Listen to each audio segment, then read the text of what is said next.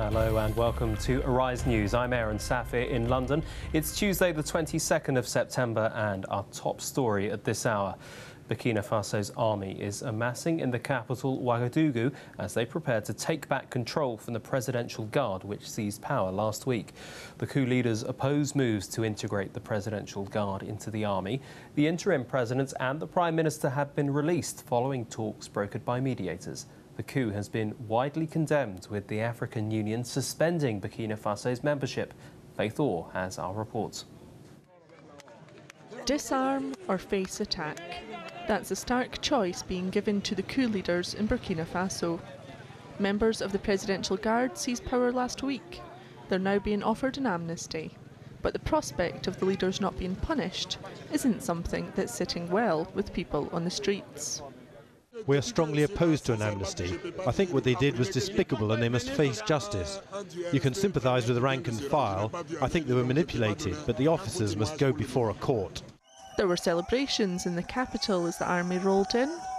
General Diondere, the coup leader, and Blaise Compaore's former chief of staff, has also apologised to the nation for his actions.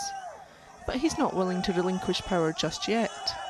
He says he'll only hand the country back to civilian rule after an agreement has been made by West African leaders. They are currently meeting in Nigeria. But the involvement of ECOWAS hasn't went down well with people in the country. Burkina Faso is ours, it's the people's, and we will save it. We have no need of ECOWAS, here nor in the international community. It's likely there'll be new elections by the end of November. Whether or not Compaore's allies will be able to stand for president remains to be seen. Faith Orr, Arise News. Well, Faith Orr joins me now in the studio. Faith, what's the latest on this story? Well, as I said in my report, the ECOWAS leaders are meeting in Abuja at the moment. That meeting, of course, hosted by Nigerian President Muhammadu Buhari. He has condemned the coup. We're not entirely sure what time and outcomes expected from that meeting, but the objectives were set out by Senegal President Macky Sall. They want a return of the transitional government, an amnesty for the coup leaders, and of course elections to be held by the 22nd of November. Importantly, those elections should include Compaore's sort of members of his government.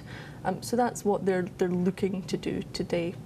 In the capital of Burkina Faso itself, we are getting some reports of surrenders. That's not officially confirmed. Certainly there's a lot of armed men on the streets. Some of the armed forces, particularly heavily armed, we do actually have some video from social media that we can just take a look at there, filmed by a resident of Ouagadougou. And just see there, the soldier, particularly heavily armed. We can actually see that in slow motion. And it's just incredible that that's just on the street, you know. So that really gives an indication of what the kind of atmosphere is like in the capital at the moment. And you mentioned that the Nigerian president had been mediating. This is a crisis that has really drawn in Burkina Faso's neighbours. Yes, it's neighbours. Certainly it's also drawn in the United Nations. It's drawn real international condemnation.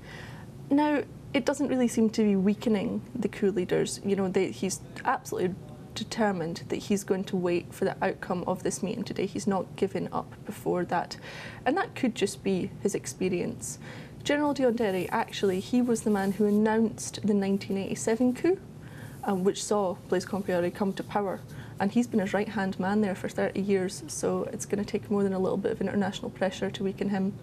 OK, Faith, thanks very much for that. We'll stay with this story as it develops throughout the day.